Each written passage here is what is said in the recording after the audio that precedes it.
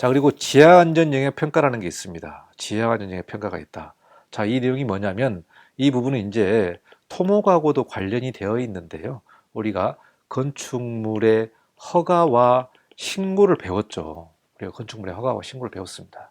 자, 그런데 건축물 허가와 신고와 용도 변경을 다 배웠습니다. 인허가에. 가장 중요한 게 인허가 아닙니까? 인허가. 인허가인데 건축 외에 우리가 풀어야 되는 인허가가 또 나타난다는 겁니다. 건축 외의 인허가.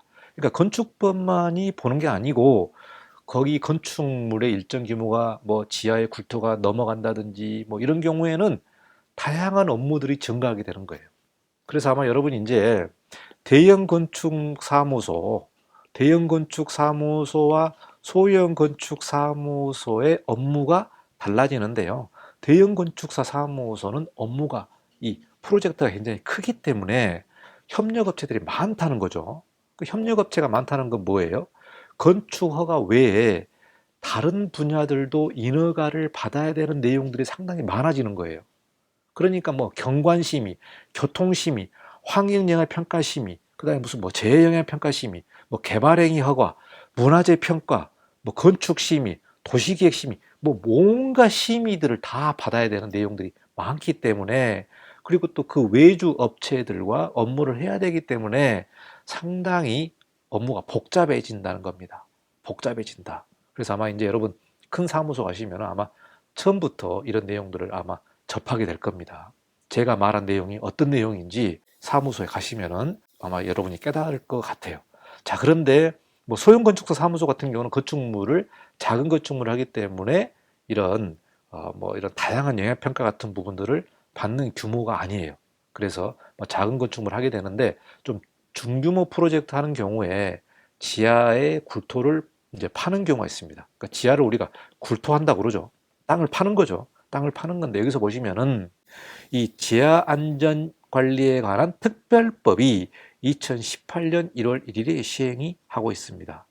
그래서 이 내용은요, 여러분 아마 대규모 사무소 가면은 어지간한 대규모 건축물은 20m 이상인 굴착 공사를 수반하게 될 겁니다.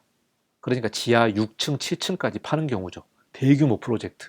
그리고 지하 10m 이상 20m 미만인 굴착 공사는 소규모 지하 안전영향 평가입니다. 그래서 지하 안전영향 평가가 본 평가가 있고 소규모 지하 안전영향 평가가 있는데요. 소규모 지하 안전영향 평가는 10m 이상입니다. 그러니까 지하 3층부터 아마 해당이 돼요. 지하 3층부터. 그러니까 지하 3층부터 10m니까 3층부터 하게 된다면은 소규모 지하 안전영향 평가를 받아야 되는데 이게 아주 성가신 인허가입니다. 여러분 제 유튜브 지하 안전영향 평가 관련된 내용들 한번 좀 살펴보시면 내용을 정확하게 알 수 있을 것 같고요. 이게 뭐냐?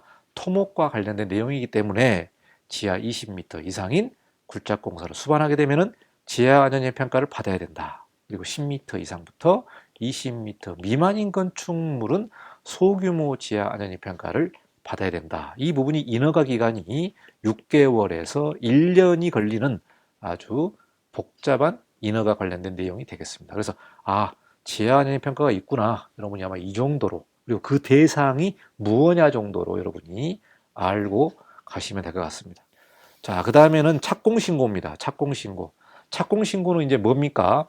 우리가 허가를 받고 시공사를 선정을 하고 시공사와 계약을 하겠죠. 그 다음에 감리자도 선정이 되고 감리자와도 계약이 되고 다 이제 공사할 준비가 되어 있는 거예요. 자, 그러면은 우리가 공사를 하겠습니다라고 구청에 착공신고를 합니다. 착공신고를 내는데 착공신고에 들어가는 서류가 굉장히 많습니다. 대부분이 시공사에서 준비해야 될 서류인데요. 여러분이 그 구체적인 서류는 제 건축법 해설 유튜브 영상을 보시면 디테일한 실무 서류들이 나와 있기 때문에 그것은 거기서 한번 좀 보시고 간략하게 여기서 한번 좀 설명을 하도록 하겠습니다.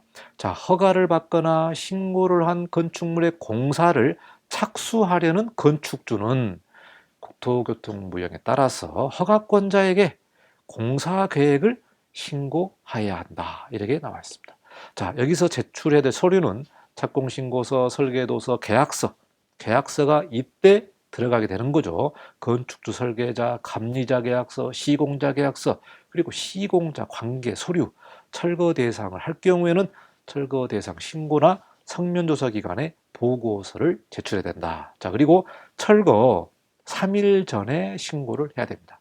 철거 3일 전에 신고한다. 그런데요, 이 철거가 아주 이제 복잡해졌죠. 건축물 관리법이라는 게 생겼죠. 건축물 관리법이 생겼는데, 그래서 건축물 관리법에서 규정하고 있는 게 뭐냐? 건축물을 철거나 해체를 할 때에 이러이러한 절차를 밟아서 해야 된다는 내용이 나오고요. 자, 착공 신고 전에 심의 대상 여부를 확인해야 되겠죠. 굴토심의. 네, 굴토심의는 뭐예요? 토목심의라고 보시면 됩니다. 토목심의. 지하 2계층 이상과 지하 10m 이상의 굴토를 하게 되면은 굴토심의를 또 받아야 되는 거예요. 그러니까 10m 이상의 굴토를 하게 되면은 굴토심의도 받아야 되고 지하 안전영향평가를 또 받아야 되는 내용이 되겠습니다. 그래서 더 복잡해지는 내용이 되겠고요. 여기서 말하는 게 바로 지하 안전영향평가 2018년 1월부터 시행하는 내용. 자, 그리고 철거 심의가 있는데요. 그래서 이 내용도 좀 살펴보시면 될 것 같고요. 자, 굴토심의 대상을 좀 간략하게 좀 살펴드리면 서울 같은 경우는 깊이 10m 이상, 지하 2층 이상의 굴착공사나 그리고 높이 5m 이상의 옹벽을 설치하는 공사는 굴토심의를 받아야 되고, 여기에 관련된 흙막이 설계를 제출해야 되기 때문에 우리가 토질 기초기술사의 업무를 같이 하게 되는 겁니다. 자, 그런데 여기서 10m라든가 5m라든가 이런 기준이 뭐냐면, 여기 보시면 우리가 이 땅에서 공사를 한다. 자, 이 땅에 대한 경계가 이렇게 됩니다. 이렇게 되는데 바로 옆집의 땅이 높아요. 옆집의 땅이 인접 건물이 높습니다. 높으면은 이 높은 이 기점을 기준으로 해서 10m 이상이냐 아니냐를 우리가 보게 되는 겁니다. 우리 땅을 실제로 파는 깊이를 보는 게 아니고 옆집에 이런 인접대지의 높이가 높다, 그리고 석축이라든가 옹벽이 있다, 이런 경우에는 이 부분을 기준으로 따져야 되기 때문에 이런 경우는 지하 1층밖에 안 되겠죠. 1층밖에 못 하겠죠. 그래서 이 높이도 굉장히 중요한 부분이고요. 자, 이 법이 뭐냐면은 상도 유치원이 무너졌죠. 상도 유치원이 뒷집에서 공사를 하다가 이 부분이 무너지면서 상도 유치원이 그냥 다 철거를 하는 사건이 최근에 있었죠. 이 문제 때문에 지하 깊이를 파게 되면은 상당히 조심을 해야 된다. 그래서 아주 이게 까다로워졌고요. 특히 서울시 같은 경우는 도심이 아주 밀접해 있고 밀도가 높잖아요. 이 공사를 잘못하게 되면은 옆집에서 건물이 무너지는 경우가 있습니다. 그러니까 용산에서도 50년 된 건물이 그냥 무너져 버렸죠.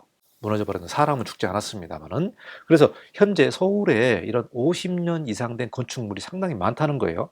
많다 보니까 언제 이 건물이 갑자기 무너질지 이건 아무도 모른다는 겁니다. 굉장히 조심을 해야 되는 내용이 되겠습니다. 그래서 서울 같은 경우는 굴토심의 대상이 있고요. 지자체, 뭐 경기도라든가 다른 지방 같은 경우는 굴토심의가 없는 그런 지자체도 많다. 자, 그래서 굴토심이 있다는 부분도 중요한 인허가 사항이 되겠습니다. 자, 철거심의입니다. 철거심의는 서울시 건축조례에 나와 있는데요.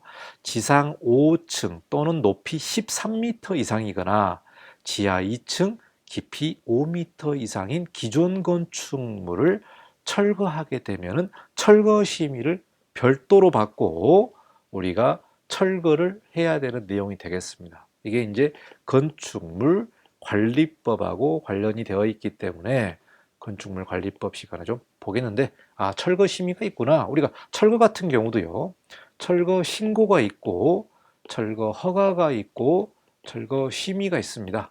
이게 바로 이제 해체죠. 해체가 건축물 관리법에서 나온 용어가 되겠습니다. 그래서 해체 신고, 해체 허가, 해체 심의 이렇게 되어 있고요.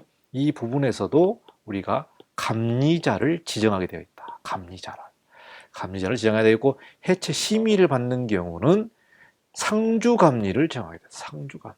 그래서 더 까다로운 부분이 되겠습니다.